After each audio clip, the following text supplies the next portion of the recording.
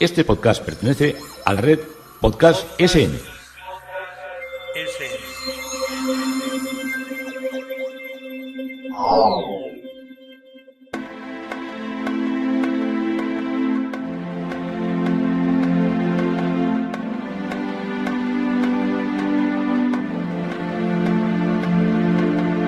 Historia con sentido.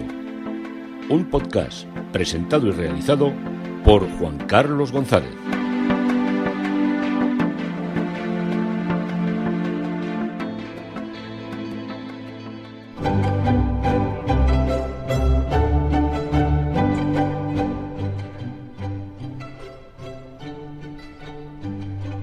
Un saludo a cuantas personas se acercan a este podcast a través de Twitter, de Facebook, de mi página historiaconsentido.com y de la red de podcast SM. Yo soy Juan Carlos González y un día más encantados de poder contaros algo de la historia, de Historia con Sentido. Hoy el tema propuesto es el infante Luis y su palacio, Boadilla del Monte. Siempre que voy a Boadilla, y desde hace años lo hago con cierta frecuencia, suele ser por un tema de perros. Hace ya cerca de 25 años, en las afueras de esta villa se creó la escuela de perros guías para ciegos. Y siempre que mi mujer, que tiene perro guía, ha tenido que renovar perro o algún amigo ha recibido alguno, pues le solemos ir a visitar. Antes de la gran burbuja inmobiliaria, Boadilla era un pequeño pueblo de aspecto pastoril, con rebaños de ovejas de esas en la entrada. Todavía se ve alguna de esas y alguna oveja. Pero luego el pueblo se llenó de urbanizaciones y muchos de los nuevos ricos lo tomaron al asalto para tener la villa o pareado y para cumplir con el protocolo social de vivir burguesmente. Lo que era una simple entrada asfaltada se nos complicó con vías, autovías, metro ligero y un largo etcétera de accesos, rotondas inmensas, y junto a la pequeña escuela de perros guías pues creció un monstruo, la ciudad financiera del Banco Santander, y lo que era silencio se tornó en ritmo de los más de 4.000 empleados, muchos de ellos ejecutivos que aparecían por allí con sus grandes cochazos. Esta ocupación bancaria transformó todo.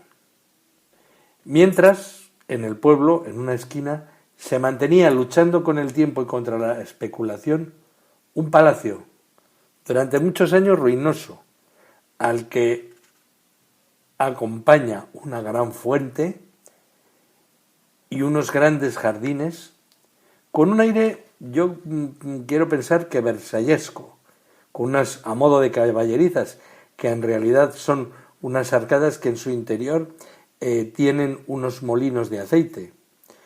Pero su aspecto por fuera, como nos recuerdan a las caballerizas de estos palacios ingleses de la campiña, donde salen allí esas jaurías de perros detrás de la casa del zorro. Pues eso es un poco la idea para que la tengáis en mente. Todo el complejo fue en estos años moneda especulativa, pasando por diversas manos. Por una innombrable asociación, digamos que de artistas, los que estáis en nuestro país sabéis a quién me refiero, que son los grandes maestros de los artistas que la llevaron a esta institución a la ruina y destruyeron el palacio de una manera inmisericordia. Es una auténtica vergüenza. Gente que se proclame que tienen amor al arte y que lo machacaron por dentro. Estoy hablando con una de las guías cuando le he visitado y me dijeron que hicieron cosas absolutamente infames para convertir este palacio casi en un plató de rodaje de películas de mal gusto. Bueno, no vamos a nombrarles, ya los innombrables se clasifican por sí solos. También estuvo en manos de una universidad y al final volvió la cordura y se devolvió a donde la lógica nos indicaba que debía estar, que es el patrimonio municipal del pueblo de Boadilla.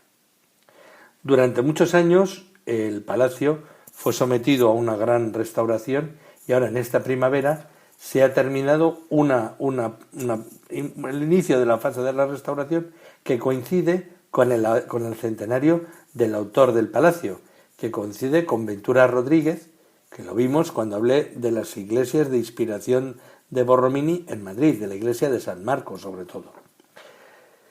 He visto que el tema es muy denso, así que voy a dividir en dos este podcast por la densidad de los personajes y hoy os hablaré del que ideó todo este palacio, que es el infante Luis de Borbón. Voy a hablaros de él y de su palacio, porque todos le llaman el Palacio del Infante Luis. Y voy a hablaros no del edificio, sino de los que lo habitaron y de por qué fue tan importante este palacio. Este infante es un gran desconocido, pero si os digo que era hermano del rey Carlos III, pronto lo ubicaréis en la historia. Es un caso insólito. Fue cardenal con 7 años, coleccionista, amante de la música y del arte. Es un icono de nuestra Ilustración.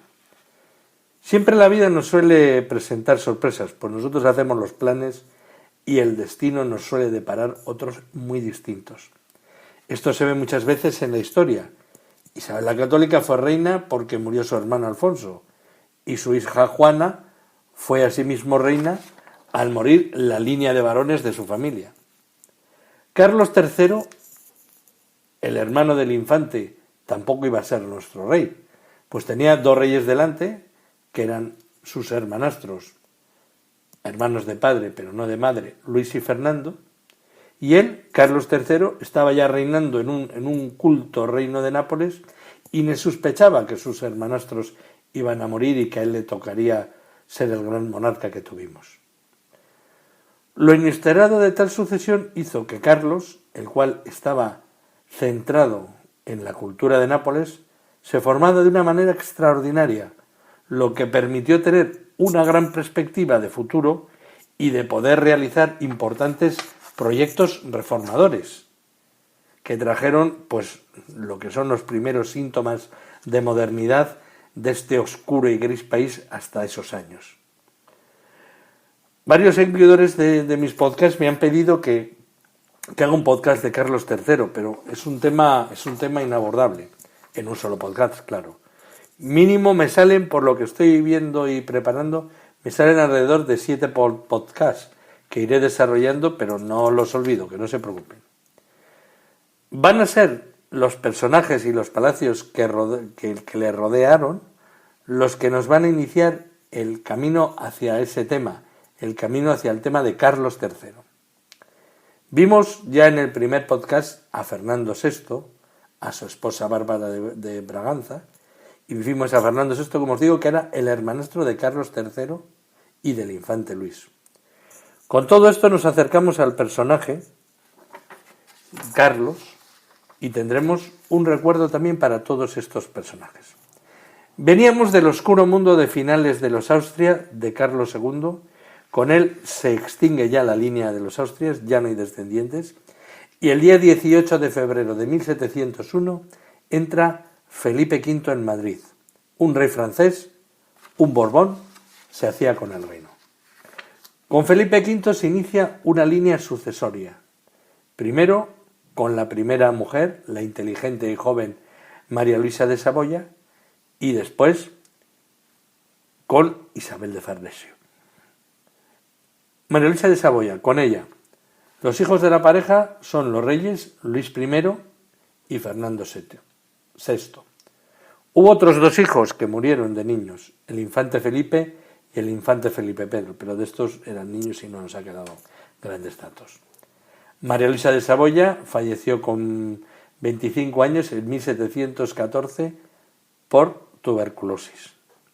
Y Felipe V se casa en segundas nupcias con Isabel de Farnesio, que había nacido en Parma en 1692 y muere en Aranjuez en 1766, al año de haberse quedado viudo el rey. Poco duelo hizo el rey, pero bueno, los reyes no eran juzgados como los humildes pecadores. Al convertirse el hecho de que Isabel de Farnesio fuera reina se debe a la habilidad negociadora del obispo y cardenal italiano de Málaga, Julio Alberoni, que luego la reina Farnesio, cuando ya reina, le devuelve el favor y le trae a Madrid a Alberoni y le convierte en primer ministro. Del matrimonio de Felipe V y de Isabel de Farnesio nacieron en 1716 Carlos III, que sería rey, y murió en 1788, Francisco, que nació en 1717 y murió ese mismo año, muy pequeñito, con semanas. En 1718 nació Mariana Victoria, que falleció en 1781 y que sería la futura reina de Portugal. En 1720 nació Felipe, que falleció en 1765, que fue el duque de Parma. Este ya vivió toda la vida en Italia. En 1726 nació María Teresa, que falleció en 1746. En 1727 nació nuestro personaje, Luis Antonio, conocido como el Infante Luis, que falleció en 1785. Y en 1729 nació la última hija de Isabel de Farnesio, que era María Antonia, que falleció en 1785 y fue la futura reina de Cerdeña. En 1727, como hemos dicho, nace el Infante Luis, el tercero de los varones del segundo matrimonio. Teniendo 2 hermanos varones antes, solo le quedaba la vida eclesiástica, y su ambiciosa madre organizó también el destino que le concediese pingües beneficios. Le enfocó a la carrera eclesiástica. En la podredumbre, por no puede llamarse de otra manera, vaticana, con 7 años, por dinero, se le concedió el capelo cardinalicio y la administración de los obispados de Toledo y de Sevilla. En ese momento, sus hermanos de madre, Carlos de Borbón, es rey de Nápoles y 2 Sicilias, y Felipe es el duque de Parma y de los señoríos de los Borbones en Italia. Perdón. Habían pasado pocos años. En 1759, Carlos III llegará desde Nápoles para ser nuevo rey. ¿Pero qué había pasado antes? En 1724, Felipe V había abdicado en su hijo Luis, pero en agosto de ese mismo año, el rey Luis muere de viruela.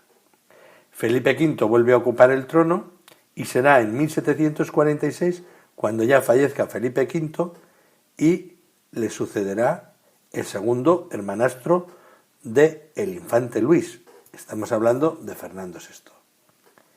En 1759, como os digo, muere sin hijos Fernando VI y viene de Nápoles Carlos III para reinar en este país. Parece que el infante Luis no tenía muy claro lo de ser sacerdote, pues he sabido que los Borbones eran muy inquietos en cuanto al apéndice reproductor. Y fue el rey Fernando VI quien lo liberó del yugo eclesiástico. No le fue mal el trueque. De eclesiástico aristócrata renunció al título, pero el Papa le mantuvo las rentas y el dinero que producían. El agradecimiento de Luis con su hermano Fernando fue de una fidelidad extrema. A su hermano Fernando, cuando estaba enfermo, le acompañó hasta el final de sus días. Y con la llegada ya de Carlos III, su madre, la Farnesio, triunfaba. De estar reducida en la granja por su enemistad con Fernando VI y con Bárbara de Braganza, se convertiría casi ciega como estaba en la reina madre de nuestro país. Pero todo no eran buenas noticias para el infante Luis. El rey Felipe había dejado una ley de sucesión en la que se indicaba que sólo podía reinar un rey que hubiese nacido en España y se hubiese educado en la corte de Madrid. Esta situación no tenía problema con Carlos III, pero sí con sus hijos, que habían nacido y habían sido criados en Nápoles. La esposa de Carlos III fue con él reina consorte. Estamos hablando de María Amalia de Sajonia, como reina de nuestro país, un año escaso. del 10 de agosto de 1759 al 27 de septiembre de 1760. Y Carlos III estaba totalmente enamorado de su esposa María Amalia de Sajonia. Con ella tuvo 13 hijos, de los que 7 llegaron adultos, y no pensó en volver a casarse ni de lejos, y menos con el confesor real que tenía, que era el franciscano padre Eleta, que fue el que le animó a la expulsión de los jesuitas, porque decía que estaban muy modernos y muy ilustrados y que había que echarle de todos los reinos. Este padre Eleta debía ser un pájaro de cuidado. Veía concupiscencia por todas las esquinas. Ya al enviudar, pues Carlos no pensó ni por un momento, como os digo, en cumplir con la ley de sucesión de su padre Felipe. Pero siempre le quedaba el miedo de que si su hermano Luis casara con alguna princesa europea, el futuro heredero de Carlos III, que iba a ser Carlos IV, podría tener en entredicho el nombramiento real. Así que Carlos tuvo al infante Luis siempre cerca y vigilado, y se negara a que se casara. Los dos hermanos compartían cacerías, arte. Carlos III le explicaba entusiasmado a Luis las ruinas de Pompeya y de Herculano y las ruinas romanas del reino de Nápoles. Todos fueron los momentos en que el infante Luis es más feliz, y es cuando hace las grandes inversiones y cuando adquiere y construye el Palacio de Boadilla. Cuando comenzará también sus grandes colecciones y su mecenazgo musical. Fueron 15 años en los que el Palacio de Boadilla se convirtió en una segunda corte organizada por el hermano del rey. Tampoco podemos decir que Luis fuese un santo, y tuvo al menos 2 amantes consolidadas, una llamada Mariquita García y la otra Antonia Rodríguez. Pero el servicio de espías eclesiásticos llegaba muy lejos, y el padre Eleta, censor de la sexualidad de la corte, informaba al rey Carlos de los desmanes de su hermano. Él siempre le contestaba: déjame casarme y esto no pasará. Y al final Carlos III no pudo retener más la cuestión y ya consintió en que se casase. Eso sí, dictó una pragmática con disposiciones sobre matrimonios desiguales. Resumiendo: permiso real, pérdida de los derechos sucesorios, colocación del apellido de la inferior, en este caso, al del infante, y vivir fuera de la sede de la corte o vivir incluso cerca de ella. Pero mira, Luis estaba tan feliz de fundar una familia que que no había tenido nunca, vamos. Así que aceptó y contrajo matrimonio con María Teresa de Villabriga. Luis y María Teresa se casaron en Lolías del Rey, ya no se podían casar dentro de lo que era la corte, en 1766, y al año tuvieron su primer hijo. Su primer hijo, Luis María, que nació en 1777, y en Arenas de San Pedro, donde estuvieron viviendo, tuvieron 2 hijas, María Teresa Josefa,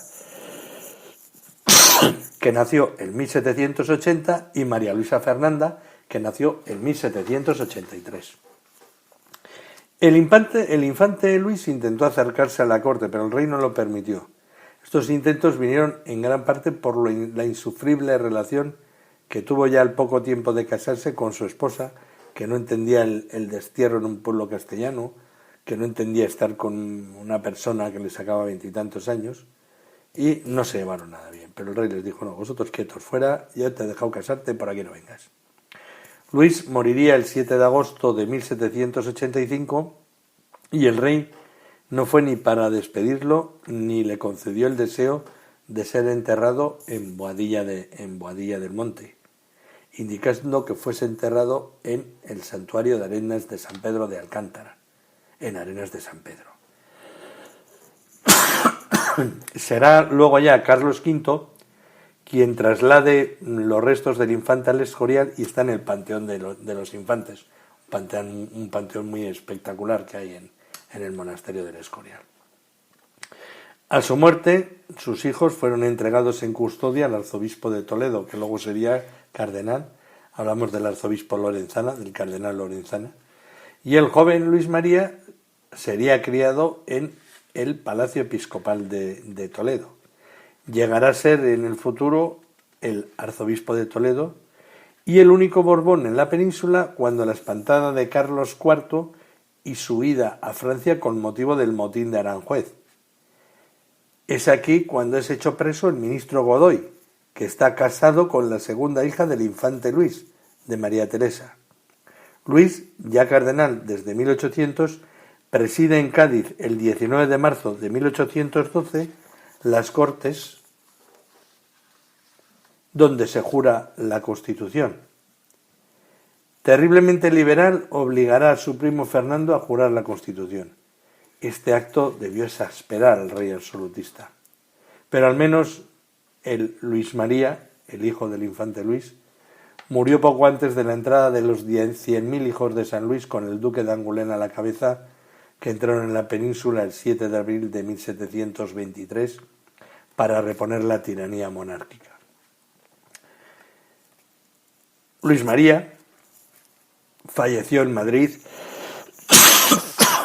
El invierno, la primavera, el polen hacen que las voces no estén como tenían que estar, pero aquí tenemos que estar fieles a la historia.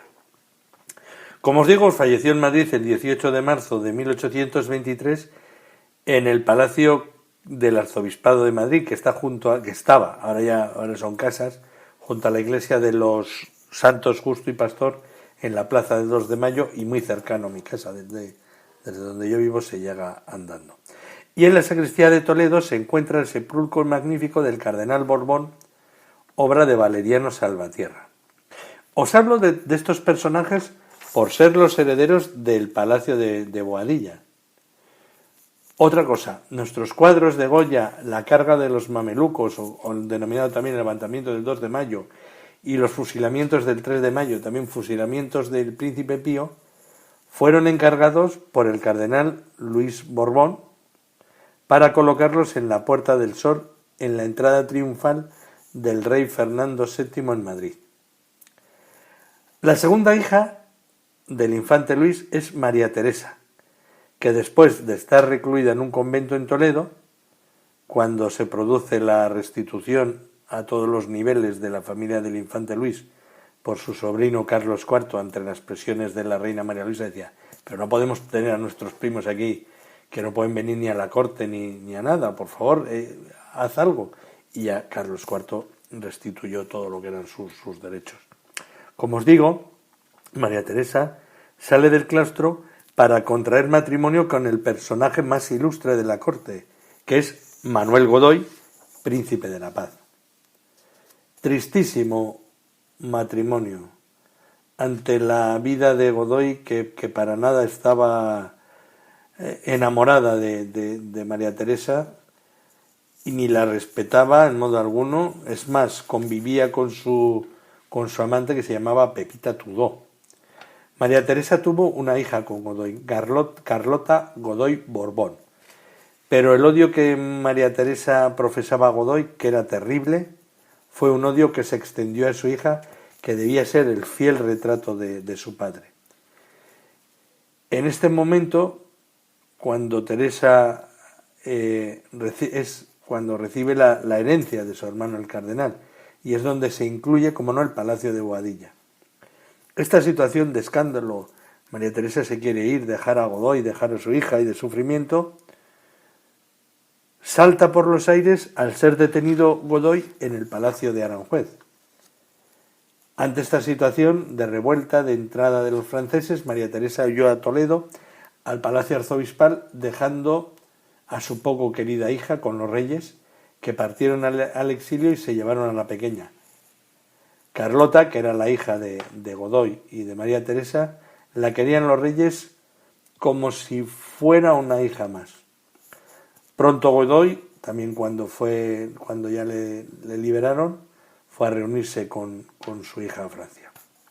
Mientras tanto, María Teresa acompañó a su hermano, el cardenal Borbón, y con él también cayó en desgracia por sus ideas liberales contrarias al absolutismo de Fernando VII.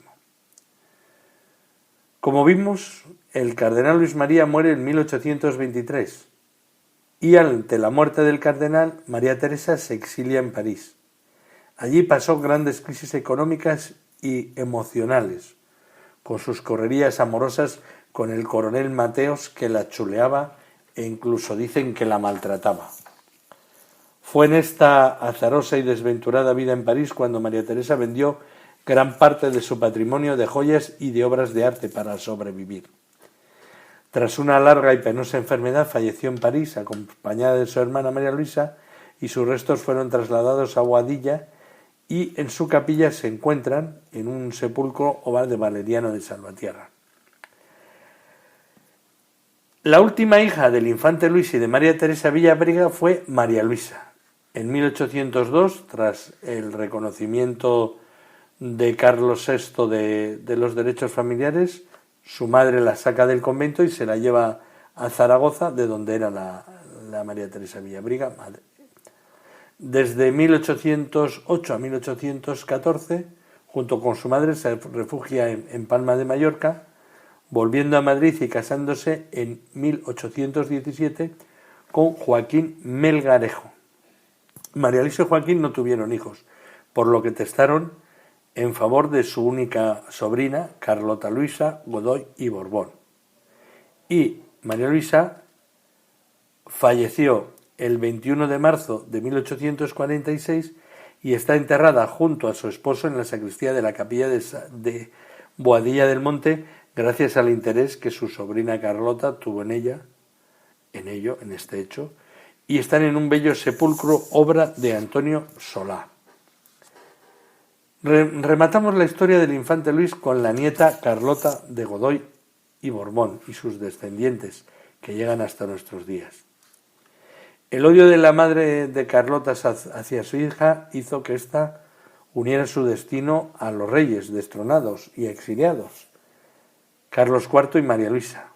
Después de deambular con los reyes por diversas ciudades francesas, en 1814 se instalaron en Roma. Allí vivieron todos juntos, Carlota, los reyes, Godoy, su amante, los dos hijos que tuvo con la amante Pepita Tudó, que murieron enseguida. En fin, todo muy revuelto, todo muy borbónico, por decirlo de alguna manera. El exilio real era cada vez más penoso y ella cambió de rumbo y dijo: aquí lo importante es un matrimonio, y el 8 de noviembre de 1821 se casó en Madrid con el noble italiano Camillo Ruspoli Khebenhuller. Este noble era el jefe del escuadrón de dragones del Papa León XII, entre otros muchos títulos que estaría horas relatándoles. ¿Y quiénes son estos Ruspoli? Pues son los descendientes de los gibelinos de Florencia. ¿Os acordáis del capítulo que hablamos del podcast de los güelfos y de los gibelinos en los momentos del nacimiento y del desarrollo de Florencia? Pues aquí nos vuelven a aparecer.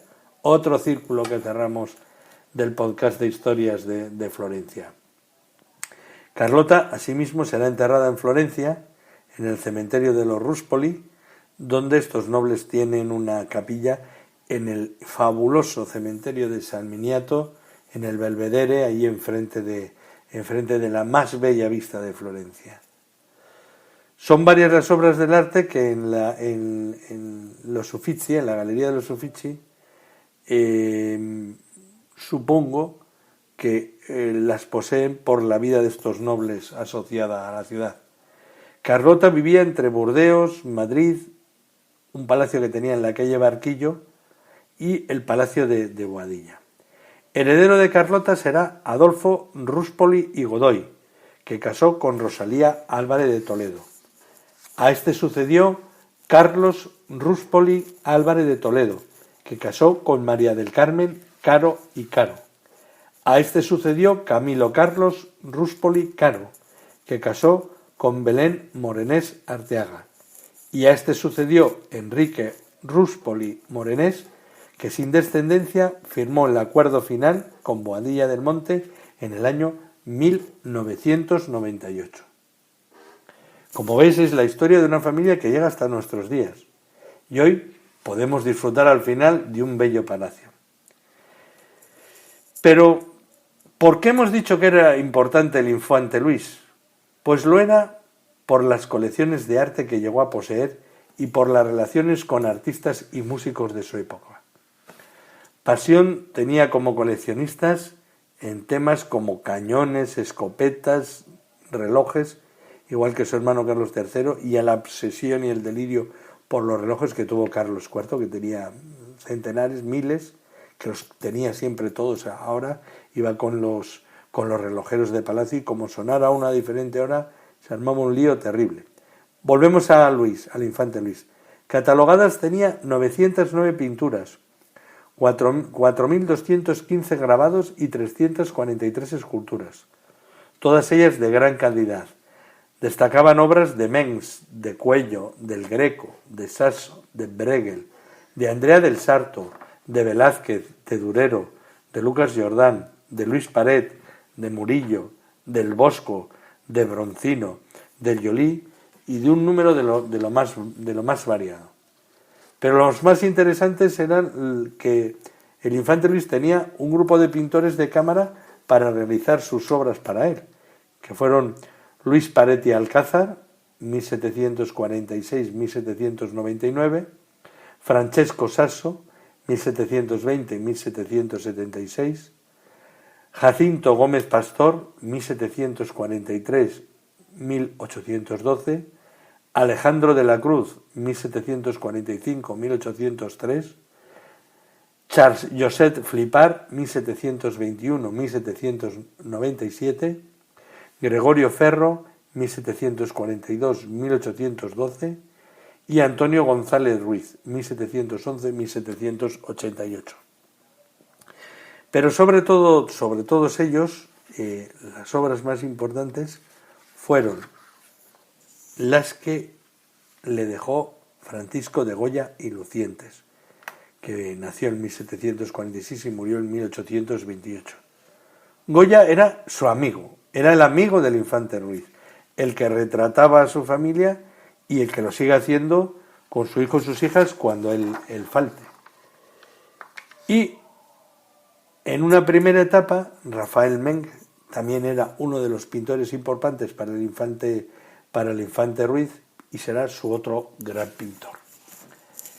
Y ahora os voy a hacer una especie como de pequeño excurso para deciros qué obras tenía el infante Luis, las más importantes, y dónde están ahora, para que si os movéis por ahí, porque yo sé que los que seguís Historia con Sentido sois todos de moveros mucho. Tenía 2 cuadros de los reyes en la colección de Palacio, de María Luisa, de la reina María Luisa, la de la esposa de Carlos IV, obra de Goya, de cuerpo así como de medio busto, el retrato de María Luisa, y el otro retrato de Carlos IV también de medio cuerpo, pintado retrato de Carlos IV en 1790. El retrato de María Luisa está en la colección del Marqués de Caicedo, y el cuadro del retrato de Carlos IV está en el Museo del Prado. Luis Antonio está pintado también en un cuadro de Rafael Mengs, que es del año 1769 y que se encuentra actualmente en el Museo de Santiago de los Estados Unidos. Y también es obra de Rafael Mengs, un cuadro del infante de medio cuerpo, un poquito más, hasta las rodillas, de pie, en la mano un pañuelo, bandas de azul y un mueble dorado y un reloj sobre él. Este se halla en el Museo de Cleveland. Otro cuadro importante que se ha traído alguna vez para las exposiciones aquí está en la colección en Parma, en Italia, en la colección Magnani y Roca, que es la familia de Don Luis, que sale María Teresa Villabriga sentada, Don Luis María hijo, Doña María Teresa, 2 camareras, Goya, que se autorretrata, una mujer con un niño en los brazos, el conserje, el camarero, el cocinero y el repostero, todo ello pintado en 1783 en Arenas de San Pedro. Este cuadro, como os digo, está en Parma. Otros cuadros interesantes son la Villabriga de pie, un cuadro de 1783, con terciopelo granate, mantaleta negra y apoyando los brazos en un sillón, que está en la antigua Pinacoteca de Múnich. Y luego está un cuadro también de Goya, de la hija de Villabriga, de la segunda, de María Luisa, que está de pies, con un traje blanco finísimo, escotado, de manga corta, y con la banda, con una banda así cruzada, como de una condecoración, una pulsera con un medallón con un retrato, una diadema gasa azul de cuerpo entero, y esta es una de las joyas que tiene la Galería degli Uffizi de Florencia. Luego también en el Museo del Prado de Goya está la otra hija, está María Teresa, sentada, cogiéndose los dedos, con un vestido finísimo, blanco, escote, de cuerpo entero, pero sentada, con muchos rizos, y así con un peinado que recuerda como a las diosas, como a la diosa Ceres, estas diosas de la agricultura antigua. Después en el Museo del Prado también está un cuadro de Goya, el Cardenal, de cuerpo entero, y hay otro cuadro de María Teresa, que es otro cuadro que está en la National Gallery de Art de Nueva York, que es María Teresa de niña, de 2 años, una cosa así, con un perrito de lanas. Luego Luis María, alrededor de 6 años, otra obra de Goya que está en el Museo de Zaragoza, otro cuadro que está en el Museo del Prado, pintado por Goya en 1783 de perfil, haciendo pareja con otro que narro a continuación, es el de María Teresa Villabriga, pintada el 27 de julio de 1783.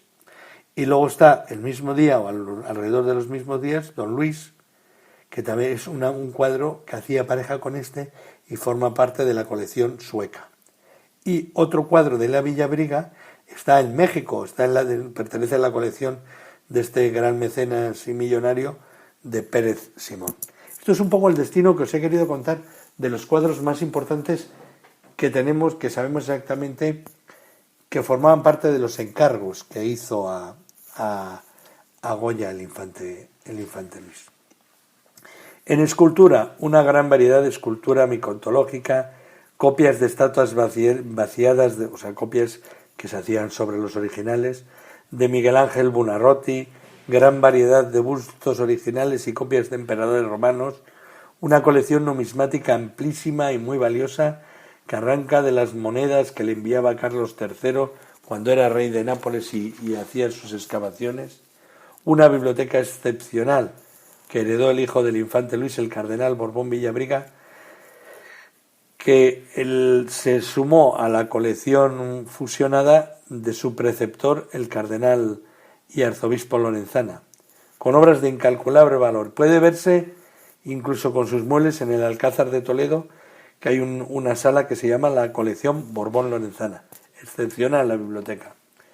El gabinete de la naturaleza, que era de donde el pintor Paret hizo dibujos de sus animales, y Tiepolo decoró con las aves que él tenía las cúpulas del Palacio Real. El infante Luis, como os digo, quiso tener su propio gabinete de la naturaleza.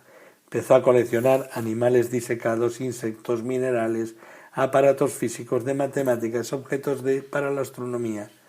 La colección troceada puede encontrarse parte en el Museo de Ciencias Naturales, parte en el Museo de América, donde pueden apreciarse todavía parte de los objetos y de los muebles que lo contenían. La música. Será la madre del infante Luis, Isabel de Farnesio, la que marcó desde su niñez la afición musical de Luis. Gran sensibilidad tuvo la corte que rodeó a los niños de músicos italianos altísimamente cualificados, lo que hizo que ya desde niño él mismo tocase violín, diera pequeños conciertos con su hermana María Victoria, que fue la futura reina de Portugal, como os he contado. Fue un gran coleccionista de instrumentos musicales y tuvo en número a varios músicos que le daban conciertos y le componían obras, siendo muchas de ellas representadas en el salón de conciertos o de la música del Palacio de Boadilla, o incluso en los jardines, en sus bellas pérgolas, que era como si estuviéramos en Versalles. Destacaron entre los músicos Francisco Landini, que era violín primero de la Capilla Real de Felipe V y fue maestro del infante; Francisco Font, violín junto con sus hijos, con el que formaba un perfecto cuarteto: Francisco Font, Antonio Font, Pablo Font y Juan Font. Pietro Nardini, excelente maestro florentino. Giovanni Giuseppe Cambini, José Bonfanti, Filippo Manfredi, que era considerado uno de los mejores violinistas de Europa. Alexis Howard fue el maestro de baile de los hijos del infante Luis. Pero sobre todo, de la mano de Filippo Manfredi llegó el más excepcional de los músicos, que es Luigi Boccherini, que vivió entre 1743 y 1805. Tras una intensa vida creativa en Italia, desde su Lucca natal, Viena, gran parte de Europa, termina en Madrid en 1768. El infante Luis había contratado ya al afamado Manfredi y con él viene Boccherini. Y en el ambiente relajado de Palacio de Boadilla y en la Villa de Madrid compone 6 cuartetos, opus 8, 6 cuartetos, opus 9, la sonata 23, un aria para soprano y orquesta, el concierto 8 en do menor, 6 quintetos, opus 10, la pastoral Los pastores y los cazadores, un minueto, pieza de baile, el ballet españolo. Y ya desde 1776, ya fuera de Boadilla, sigue componiendo para el infante. Compone la serenata en re mayor, los quintetos, el opus 30, que es donde está la música nocturna de las calles de Madrid, que es nuestra música un poco emblemática. El Stabat Mater, que es una composición sacra, su opus 31, y 6 cuartetos, que es su opus 44. Opus es obra 44, es la numeración cronológica cuando se van haciendo las obras musicales.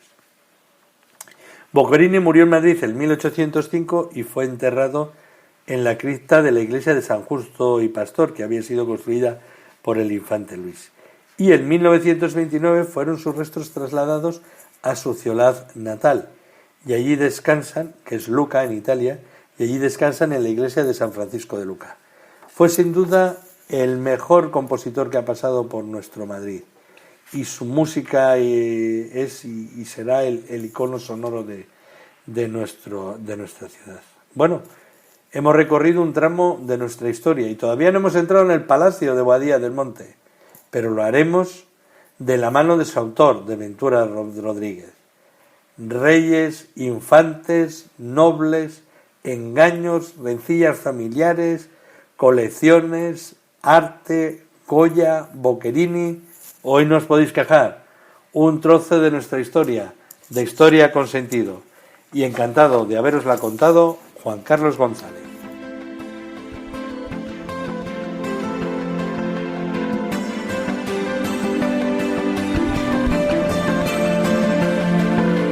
Hasta aquí un episodio más de Historia con Sentido.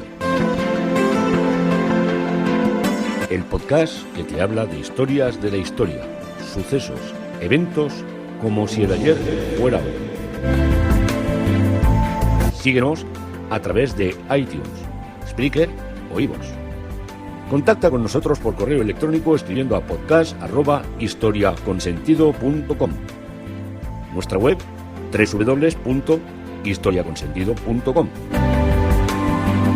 Y en Twitter nos encontrarás como @historiasentido.